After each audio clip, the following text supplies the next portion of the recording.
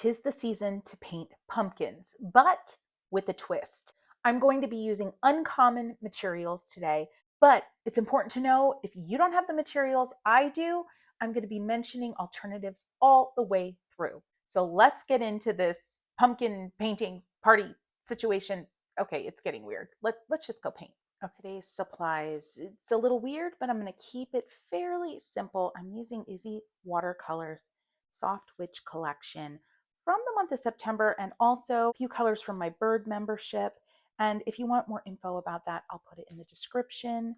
Gosh, I love these colors. So yes, it's definitely not going to be a traditional pumpkin, but we're still going to have fun. I may bring in some of these Ohuhu acrylic markers, which I've really been enjoying lately. If you don't have colors that look like this, use traditional, whatever you have, whatever you've been enjoying recently.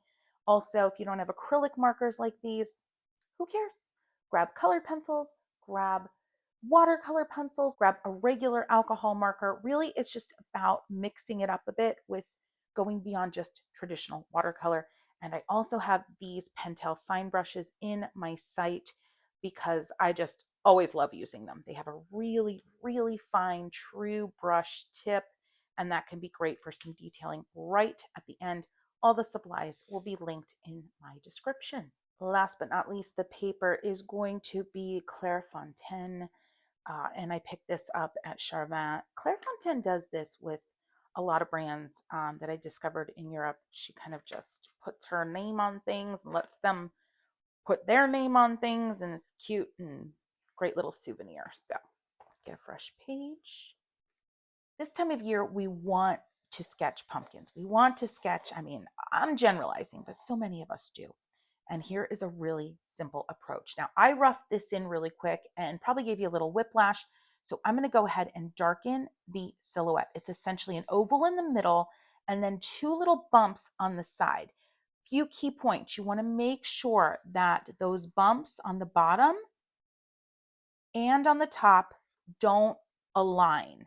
The bumps that are on the side, if you were to draw a line here, they're not going to be all resting on the line. And the same thing goes for up here. Now, do you want to necessarily darken in your outline like I am? No, I'm simply trying to show you the basic shapes that I'm using to construct this. You may not like this bump. You might want to turn it into something else or erase and give it a little bit of more of a divot here. Now, I'm going to have a hard time erasing. This is a good lesson to keep in mind because I went so dark. And again, I'm going dark just so you can see what's going on here. So I am going to be able to cover that up later. I'm not worried about it. And I just made a little bump, dip, dotted line. Bump up, dip down, all of that was continuous, and then a little tick mark. And then I'm going to come up here like an hourglass, and then I'm going to go over here like an hourglass, but shorter. And then I'm going to just bump and connect in the middle.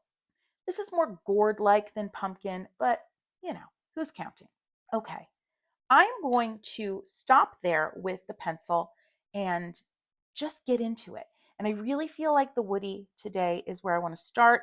And I'm going to follow some of these outlines. I'm using heavy pressure, not continuous though, not continuous. And I'm going to get right in with my It's Just Paper 3/4 inch dagger. And I'm going to wet this area, but I'm going to wet it in kind of a sloppy way because I don't want to fully cover the white. And exactly what you're seeing is what you're supposed to be seeing. The woody isn't going to create explosive spreading of the pigment that is used to make this instrument, this tool, this whatever you want to call it. What would we call this? I mean, it's like a big chunky wood watercolor crayon, I guess. All right. And then that's it for that. And then I want to go in here with some of these peachy tones from Issy. Issy's in the Netherlands. I met her and got to learn so much about just her, and gosh, just a lovely spirit, lovely soul. I'm still leaving some of the white. I know that this paint was a little more opaque, so I just added it in places, little swipes, little dabs, another swipe, but I had quite a bit of this color on my brush. Now, you're going to most likely be using very different colors than me that have different personalities. So just keep that in mind that your colors might explode more depending on how wet your paper is. Don't let that startle you. I don't want that to startle you. Now, grab something other than paint that needs a brush. I'm going to go to my Pentel sign pen and I'm going to make a little ragged textural mark down the left-hand side. And I had to kind of use pressure and let the broad side of my brush really flatten out with that pressure to make that big of a mark. Now immediately I'm going to grab whatever brush is in my view, which happens to be my Filbert. That's my dive right in brush. It's damp. And I'm going to go right next door, right where the color ran into the white of the paper. I don't want to go all the way to the left here because I'm going to be pulling too much color. And then if I want more color, I can pull a little more. But I really want that strong textural mark to remain intact and then blend that color over to the right with a damp brush. And I know this is probably driving some of you absolutely insane. Trust me, trust the process. I am going to always paint in a way, friends, that makes you realize beyond a shadow of a doubt that no goof up, no mistake is unsavable. Okay? So we're just going to sit in this discomfort together. I'm here with you. I'm going to take my Ohuhu marker. This is your cue. If you don't have Ohuhu markers that are acrylic, don't worry about it. Grab whatever marker you decided to use. And maybe you didn't. Maybe you're going to make these marks with watercolor, and that is just fine too. And I'm just making some more opaque additions. And my opaque marks are a little angular. I'm going to go right here. And I invite you to just follow my marks because my marks that I'm making are arbitrary. They are not based on shadow decisions. They are just based on stylistic, like, oh, I think that mark would look good there. So in this case, I would recommend you just follow my marks. Otherwise, you might feel like yours looks weird. And I just don't want that for you. I don't want you to feel like it looks weird. It probably doesn't look weird, but you're going to be hard on yourself. And I don't want that either. I'm going to grab more of a reddish. And this I know is actually less red and more coral despite the cap color. And I'm going to go into these little crevices and add like a little wonky triangle that I then kind of tap out into oblivion along the edge of this pumpkin or gourd's ribs. Hopefully that made sense. I might put one over here. Now, these can be a bit water soluble if they're still wet. Case in point. Isn't that lovely? I'm going to go and blendy blend with a clean, damp brush. When I've got too much of that red acrylic on my brush, I go ahead and just kind of rinse it out off camera. And just be sure not to go back to your watercolors without cleaning this brush super, super well. You may choose to grab some of that pigment from your marker marks and dab it along and kind of use it elsewhere, kind of like I did. That is up to you, my friends. All right. We're still not going to worry about that. I do, however, really feel like it's time to paint a dahlia. So I'm going to kind of work from this one, but I'm going to make her pink. I'm going to make her pink. I'm going to use my number 6 travel brush, the Joy Chaser. It comes to an exquisitely fine point. And I'm going to go into Issy's color here. I forget what this one is called. Let's take a looky-loo. This one's called Hex Me Softly. I mean, how darling is that? How darling is that? And we are going to go press, press. It's a slight drag, but it's more of a press. A little bit of a drag. I'm going around an invisible center, and I'm trying to keep the point of my brush constantly facing out. If it is more comfortable for you physically to rotate your paper, by all means, rotate your paper. All right. Now I'm going to go to my Filbert and I'm going to grab one of these peachy colors. Some of Izzy's colors are very creamy, very peachy, and I'm going to dab. And I'm going to dab kind of with the side of the Filbert, not the broad side, kind of the skinny side, dab.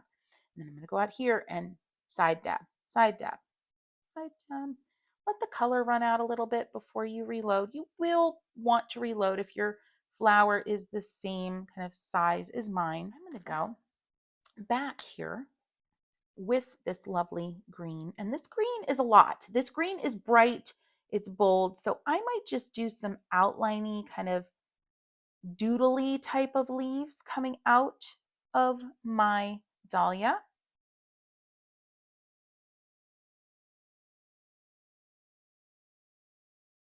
One more. These aren't traditional dahlia leaves. These are just imaginary leaves that feel good for Christy right now. If you have a favorite leaf that you would like to use it, sketch it. If there's a comfort leaf that you find yourself doodling again and again and again, do it. Before I make any decisions, I was about to go up here and do a little something, something. But before I do that, I want to disperse some of this green, knowing that I can put a lot of water over top of these lines. And while they will disperse, they won't disperse with heavy amounts of pigment. It's going to be light washes. And even when I'm pressing hard, it's not dispersing it to the point that it feels just so out of control. Now, I definitely want to carry some of this linear detail up here. So I'm going to go and put a few little striations into the pumpkin stem. I think I need to make them a little thicker on the bottom. So I'm going to just fan out the line on the bottom, just a little, maybe not even on all of them. And yes, oh yes, in DDO, I think I'm going to make myself a little swirly cue. You might want to practice this on a little sheet. All right. And one of the ways we're going to hide this eraser situation is by putting a nice chunky leaf right there. Now, is that the perfect placement? Is that where I would, if I had the leaf placement of my dreams, would it have been there? No, but it solves a little bit of an issue, and I am happy for it. And then I'm going to go over here and we're going to resolve it over here as well with one little leaf just tucking out behind that stem. And we're going to add some moisture to it. Done and done. Now, if you want to be extra, because, I like to be extra, I'm grabbing my little number 2 round from my Art for Joy's Sake brush collection, making sure it's damp but not dripping. I'm going to go right next to the curly cues with that damp brush and create a little shadow of the green. Super cute. All right, now the center of my dahlia is bothering me. I don't like it. I'm going to grab my Ohuhu yellow, whatever my eye went to first, and make a nice, just scratchy yellow center. All right, what do I want to do next? I think it's liner brush time. If you don't have a liner brush, go to that number 2 round. The smallest round brush you have will be lovely for you. No worries, no stress. And I'm going to load up with this beautiful fluorescent-y pink. And we're going to do what I call this non-continuous bouncy outline around the edge of the dahlia. And this is where we're going to get back some of that angular shaping that I was inspired by. Now, clearly, my dahlia is loosely inspired by the real life, by God's dahlia here, okay? It's loosely inspired. But that's okay. That is okay. Kind of wishing I had a yellow to bring into the mix here that was watercolor and not a marker, but it's fine. I'm going to load that up with the peachy and just do a few linear detailings coming out from the bottom of the petal, having those linear marks starting at one point and then fanning out. So starting at a point, fanning out. Watch this one. Starting at the point, fan, fan, fan. Get a look close. It's a subtle color there. Let's do this one down here. Here's our point. Fan out, fan out, fan out, fan out. Let that color run out. It does not need to be so bold and contrasty. I just put a few little rogue lines that kind of go against the grain of what I was adding here in the individual petals. Just a few rogue beauties. I'm going to go and add just a few little dots on one curve of this flower center. And I'm going to pull out the brown sign pen. This is all damp, so I know adding the brown when it's damp is going to blend every blessed thing, and I'm happy for it. Do a little bit now that this is I've got a little moisture on the tip of this brush pen, so I know it's not going to deliver a really strong line. It will start to deliver a stronger line of color as the dampness of it wears off.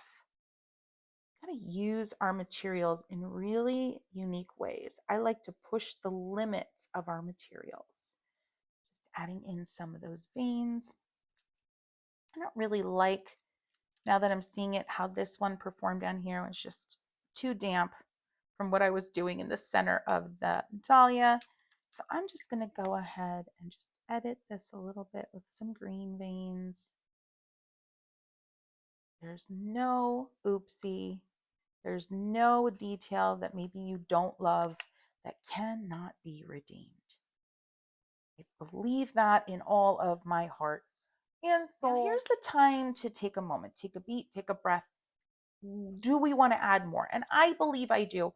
I want to resolve these white spaces here. And I also want to kind of accentuate this shine here a little bit. So I'm going to go around the shine. Notice how some of my lines are little, not even lines, they're taps. And then some were like angular marks at an angle. Angular marks at an angle. Yeah, that makes sense. I'm going to resolve some of this over here, but I'm quickly going to blend it out. There we go. Look at that beautiful blend I'm getting with these. I've done a little bit of blending with the acrylic markers, but man, that's powerful when they are damp. They just blend out beautifully. Let's do a little over here. Now be careful if you're like me and you get excited when something cool happens and you just want to like do it all over the place. You know, that can get a little tricky. Keep calm, carry on. She's a cutie patoot. I want to do a little yellow detailing, just like a little sparkle of yellow in places, meaning just little dabs, not an actual sparkle, but just little dabs of something that, little dab of the yellow that can act as highlights in places. And then I strongly feel that I want now a little bit of this green. You know how sometimes flower centers have a distinctive green? So this one is going to as well. And yes, I do want to smear that up a bit. There we go. Now you could keep building. And I'm curious how you would continue to build this. Would you make a table surface? Would you add more flowers? In fact, I feel like I would start this kind of situation and just do some really fun, relaxing, loose vine work coming out from here. Maybe different like small leaf vines, multiple little leaves on one vine, right? That's probably where my head would go with this.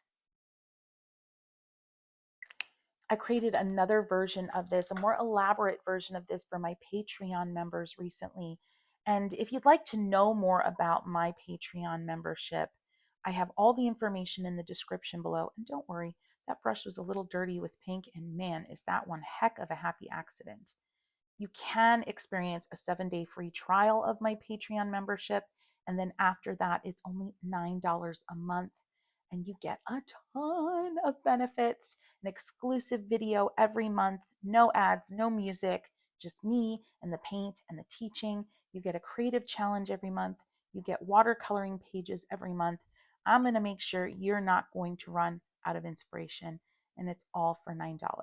But for a week, you can just kind of explore the last 2 years of content and enjoy and use what you can. So yeah, go check it out.